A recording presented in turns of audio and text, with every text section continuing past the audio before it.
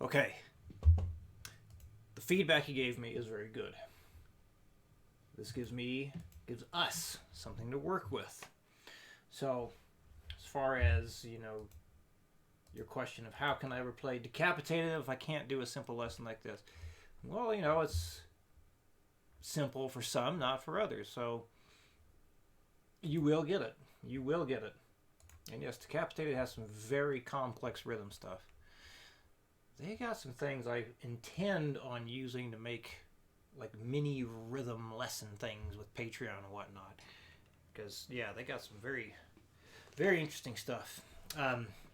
So what we're going to do, instead of having you do a different rhythm every bar, I mean, when it comes down to it, it was just too much to start with. And that's fine. That's just what it is. Got to start somewhere. If it's a new skill, it's a new skill. You can't expect yourself or anyone to be, picking that up right away.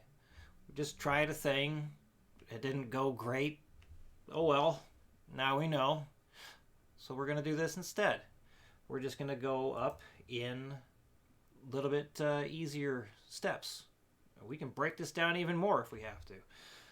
So we'll keep simplifying as much as possible until progress starts getting made here, okay?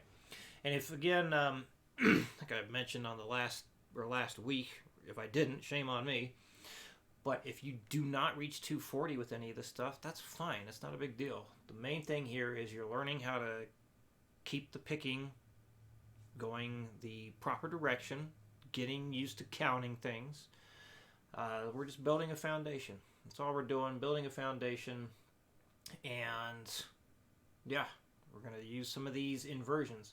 Which, by the way, the theory stuff you turned in, perfect. So we're going to move on with that as well. All right, so every bar is the same rhythm. I'm just going to use some of these new chord shapes here. And there's another thing to think about. Like, as you're doing this, if the chords themselves end up being too much of a pain in the butt, we can simplify that too and work on incorporating the new chords in different ways. So there's always things we can do. So yeah, just keep the feedback coming in. Even if it's a week of frustration, it's good that you told me what you did. So now we can do something else to help you out even more. So 60 beats per minute, number 1. 1, 2, 3, 4. 1 and 2 and 3, 4. 1, 2, 3, 4. 1, 2, 3, 4. 1, 2 and 3, 4. Done. 120. 1, 2, 3, 4. 1 and 2 and 3, 4. 1 and 2 and 3, 4. 1 and 2 and 3, 4. 1 and 2 and 3, 4. Done. 180. 1, 2, 1, 2, 3, 4.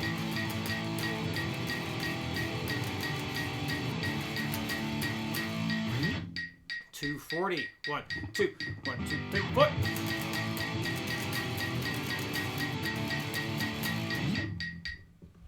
All right, number 2. 60. 1, 2, 3, 4. 1, 2, and 3, 4. 1, 2, 3, 4. 1, 2, 3, 4. 1, 2, and 3, and 4. Done. 120. 1, 2, 3, 4. 1, 2, and 3, and 4. 1, 2, 3, 4. 1, 2, and 3, 4. 1, 2, and 3, and 4. Down. 180. 1, 2, 1, 2, 3, 4.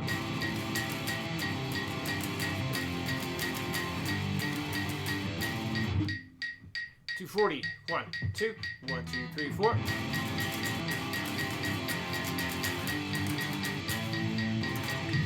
Again, 1, 2, 1, 2, 3, 4.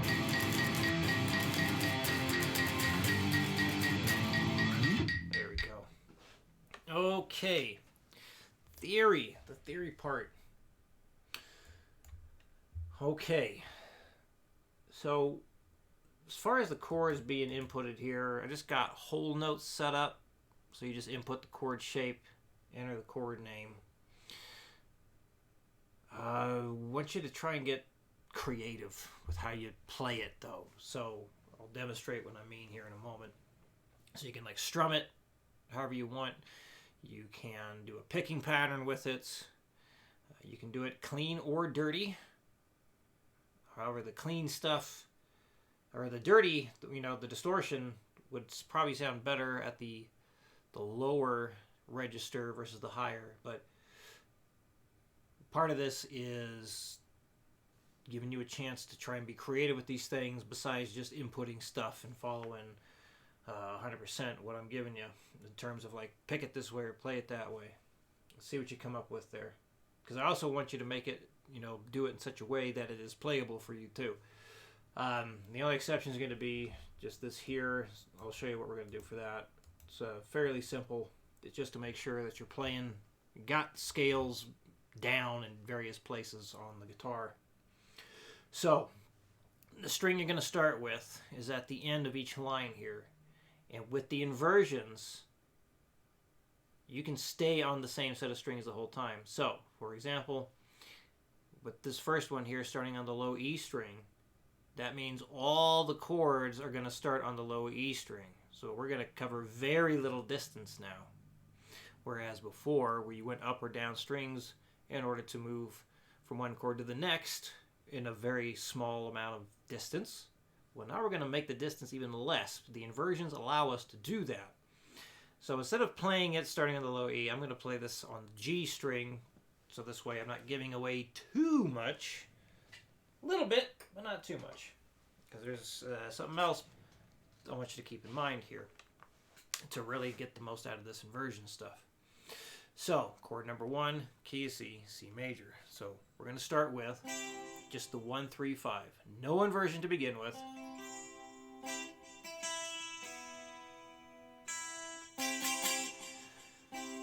And then chord number 4, F. So the question to ask is, does C major share any notes with F major? The answer is yes. So C, E, G, whereas an F major chord has F, A, C. So the C note is the shared note between the C chord and the F chord. So you're going to do this for all the chords. If going from one chord to the next shares 1 or 2 notes, you're going to use that same note or 2 in the exact same location.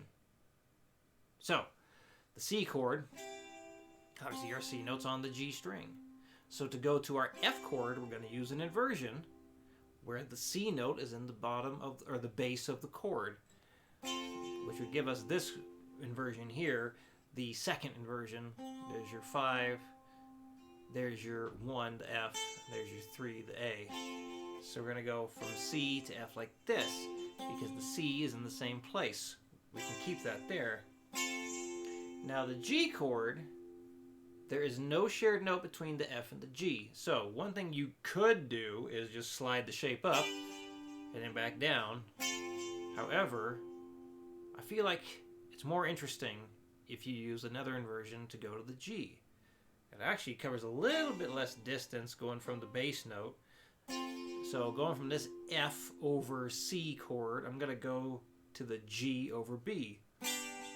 And then back to the F over C, back to the C.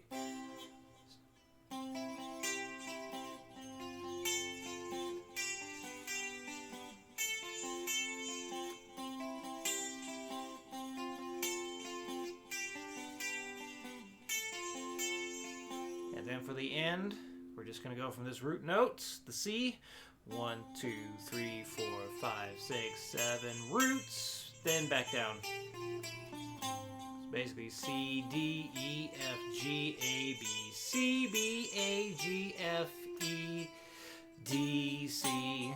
So root, climb up an octave, then come back down. That's how you're going to end it. So again, you can do like a little picking pattern like that. You can strum it.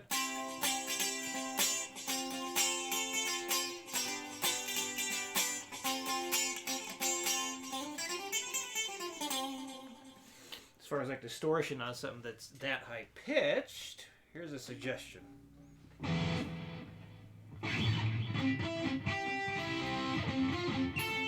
Basically the same thing I was just doing, right?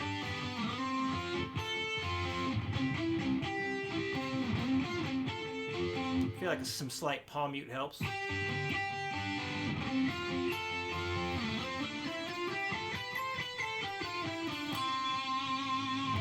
Now, if you were to do that in a lower register, let's see, I'm going to do it like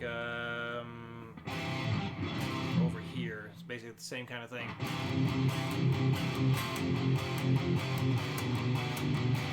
Then you could do something like that.